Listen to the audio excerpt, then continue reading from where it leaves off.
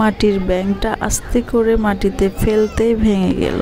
ঝনঝন শব্দ তুলে কয়েনগুলো ছড়িয়ে ছিটিয়ে পড়লো সারা রুমের মধ্যে। আঙুল দিয়ে ঠোঁটে চাপ দিয়ে মানিক বলল, দেখে মনে হচ্ছিল কয়েনগুলোকে আস্তে শব্দ করতে বলছে সে। একবার উকি দিয়ে পাশের রুম দেখে আসলো মানিক। তার আম্মু পাশের রুমে ঘুমোচ্ছে। ভাগ্যিস এই শব্দে উঠেনি তার আম্মু। 1 টাকার 73টা কয়েন, 2 টাকার 52টা কয়েন আর 5 টাকার 28টা কয়েন, সাথে কয়েকটা 5 টাকা, 2 টাকা, 10 টাকার নোট। অনেক টাকা এখানে। খুশি হয়ে উঠল মানিক। ওর ছোট্ট পকেটে সবগুলো টাকা জায়গা হবে না তা মানিক জানে। ওর একটা ছোট্ট স্কুল ব্যাগ আছে। ব্যাগে মিনা কার্টুনের ছবি আঁকা। মিনা কার্টুন মানিকের অনেক প্রিয়। মানিক চুপি চুপি আম্মুর পাশ থেকে তার মিনা কার্টুনওয়ালা ব্যাগটা নিয়ে আসলো। আস্তে আস্তে সে সবগুলো টাকা ব্যাগের ভিতর ঢুকালো। মানিকের এখন বাহিরে যাওয়ার পালা। ধীরে ধীরে দরজার পাশে গিয়ে আরেকবার দেখলো আম্মু ঘুমে কি না।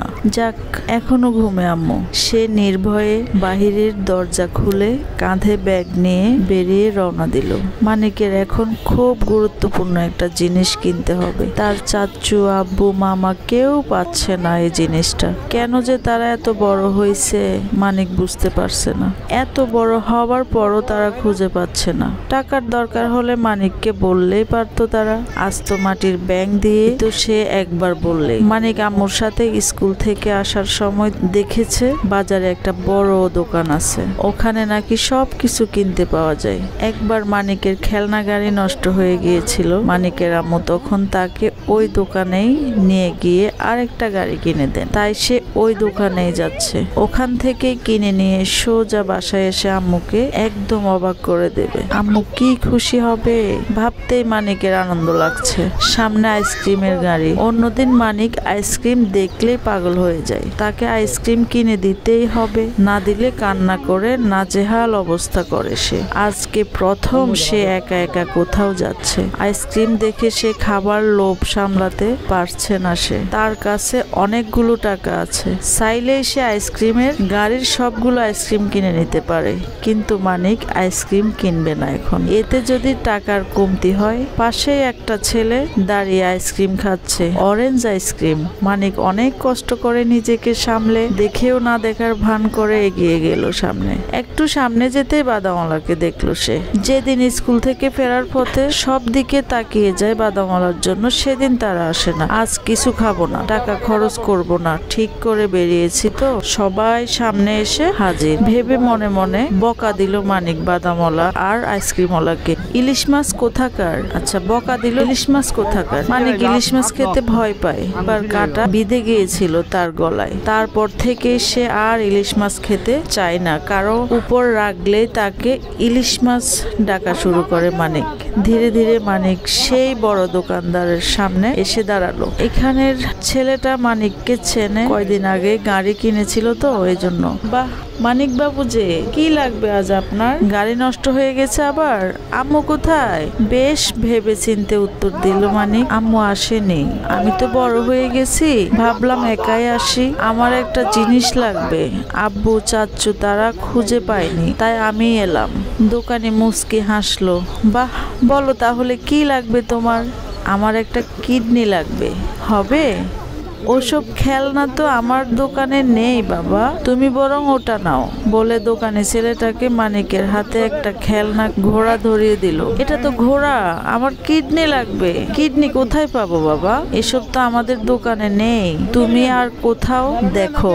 আর আমাদের নতুন গাড়ি এসেছে অনেক, দেখবে না? আমার কিডনি লাগবে, কোথায় পাবো তা তো জানি না বাবা। মানিক সময় নষ্ট না করে চুপচাপ বেরিয়ে গেল দোকান থেকে। পাশের দোকানে জিজ্ঞেস করলে তারাও কিছু জানেন না। একটু দূরে একটা ফার্মেসি ছিল। মানিক ওখানে গিয়ে জিজ্ঞেস করলো, আঙ্কেল কিডনি আছে? ফার্মেসির লোকটা হা করে তাকিয়ে থাকলেন। অবাক হয়ে জিজ্ঞেস করলেন, কিডনি? তুমি কিডনি দিয়ে কি করবে বাবু? আমার খুব দরকার। একটা হলেই চলবে আঙ্কেল, আমার কাছে অনেক টাকা আছে। আমার শুধু একটা কিডনি লাগবে। কার জন্য? আমার আম্মুর জন্য। ওনার নাকি 2টো কিডনি ছিল। নষ্ট হয়ে গেছে। এখন আব্বু চাচ্চু কেউ কিডনি খুঁজে পাচ্ছেন না। আম্মুর খুব মন খারাপ কিডনির জন্য, রাতে ঘুমোয় না, আমাকে ধরে কাঁদে খুব। আম্মু অবশ্য আমাকে বলেনি কিডনি লাগবে যে, আব্বুর সাথে কথা হয়েছিল, আমি লুকিয়ে লুকিয়ে শুনে ফেলেছি। ফার্মেসির লোকটা অশ্রু ভরা চোখে তাকিয়ে থাকলেন, জিজ্ঞেস করলেন, কিডনি কি তুমি জানো? না আঙ্কেল, জানা লাগবে না। আব্বু বলেছে আম্মুকে একটা কিডনি হলেই চলবে, আমার একটা লাগবে, আম্মুকে নিয়ে দিয়ে দিব, আম্মু আর কাঁদবে না।